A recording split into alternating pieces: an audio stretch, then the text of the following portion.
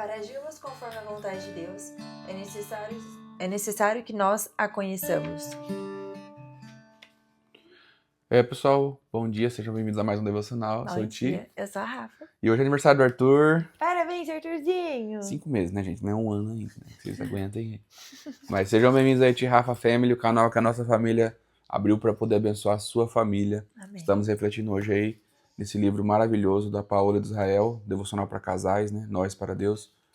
E vamos lá, nós estamos no último dia, né? De acordo com o livro Da quarta semana. da quarta semana. Então vamos lá. Então, a base bíblica de hoje é Atos 18, do 18 ao 28. Vou ler aqui primeiro.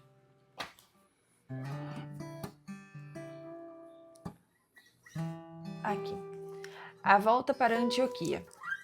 Paulo ficou muitos dias com os cristãos em Corinto. Depois se despediu deles e embarcou no navio para a província da Síria, junto com Priscila e o seu marido Áquila.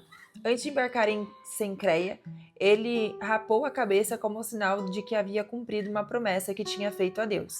Eles chegaram à cidade de Éfeso, e Priscila e Áquila ficaram ali. Paulo entrou na sinagoga e falou com os judeus. Então lhe pediram que ficasse com ele mais tempo, porém ele não quis. E quando foi embora, disse: Eu voltarei se Deus quiser. Então Paulo embarcou e partiu de Éfeso. Quando desembarcou em Cesareia, foi logo para Jerusalém, e ali ele fez uma curta visita à igreja e depois seguiu para a Antioquia da Síria. A terceira viagem missionária de Paulo, Apolo em Éfeso e Corinto. Depois de ficar algum tempo em Antioquia, ele foi embora. Atravessou a província da Galácia e o distrito da Frígia, indo de um lugar para o outro, e animando todos os cristãos. Um judeu chamado Apolo, nascido na cidade de Alexandria, havia chegado a Éfeso. Ele falava muito bem e tinha um conhecimento profundo das escrituras sagradas. Era também instruído no caminho do Senhor. Falava com grande entusiasmo e o seu ensinamento a respeito de Jesus era correto. Porém, conhecia somente o batismo de João. Ele começou a falar com coragem na sinagoga. Priscila e seu marido Áquila o ouviram falar. Então o levaram para a casa dele e lhe explicaram melhor o caminho de Deus. Quando Apolo resolveu ir para a província da Acaia, os cristãos de Éfeso o animaram e escreveram cartas para os irmãos de lá, pedindo que o recebessem bem. Chegando lá, ele ajudou muito aqueles que, pela graça de Deus, haviam crido, pois Apolo, com argumentos fortes, derrotava os judeus nas discussões públicas, provando pelas escrituras sagradas que Jesus é o Messias.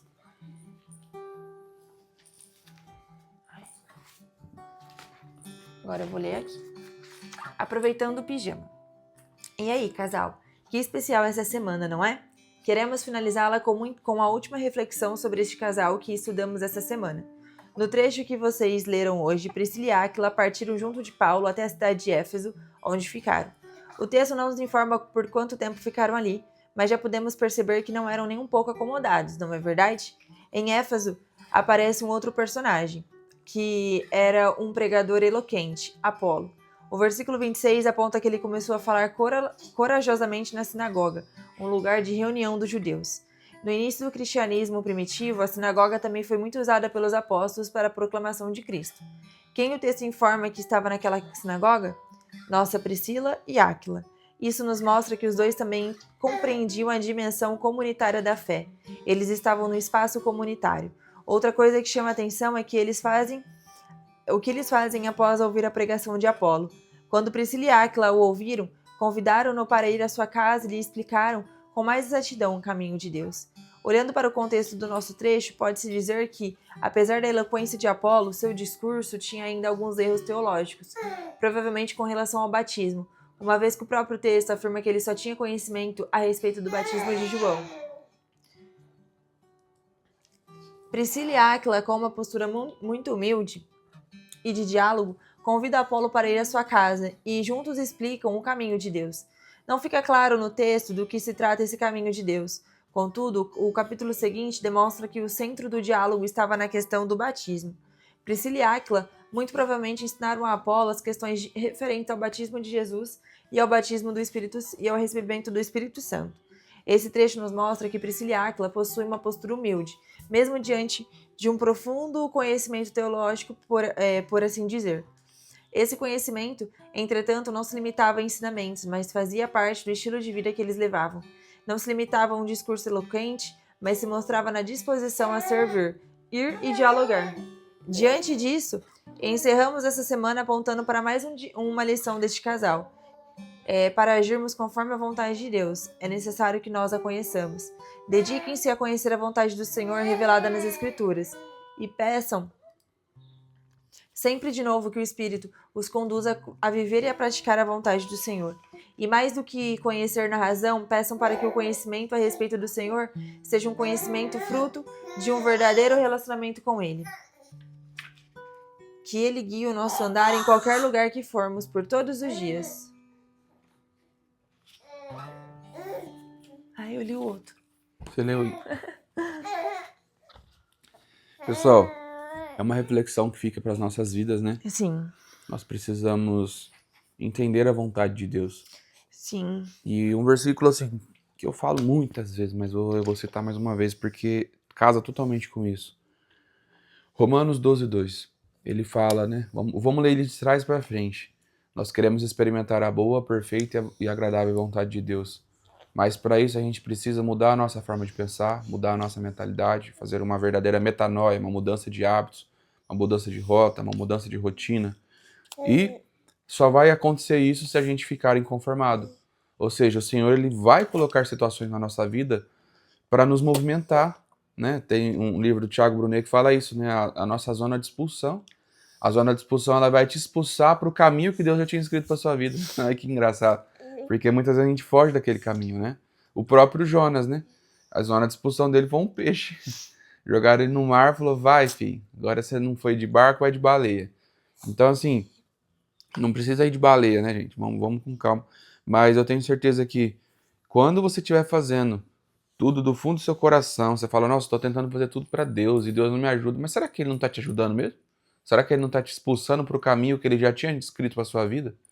Então eu acredito que Paulo entendeu muito bem isso, né? Porque ele não parava, né? Era pra cá, era pra cá, era pra lá e vai. E Priscila e Áquila também foi um casal assim que eu não tinha estudado somente sobre eles na Bíblia. E eu confesso que agora virou parte do meu repertório, sabe? Quando eu for aconselhar casal, quando eu for trocar ideia com amigos, eu vou falar assim, você conhece a história de Priscila e Áquila? Não. Então vai estudar. Vai estudar porque você tem muito a aprender, vai assistir os devocionais, compra o livro, estuda, pesquisa, porque é muito importante. E eu acredito que, assim como esse casal aqui, deve ter tantas histórias na Bíblia ali, de casais, de famílias que viveram a vontade de Deus, né? E também, a sua família pode ter uma história. A sua vida pode ter uma história.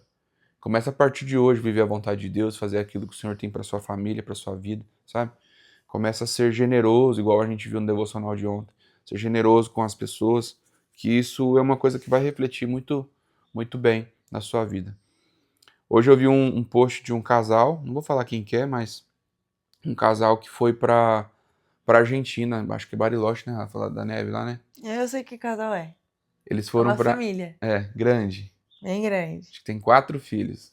Você chegou a ler a legenda? Ele falou alguma coisa de desfrute. Sim. Porque a vida... Que é o tema de amanhã. É o tema de amanhã que a Rafa já leu.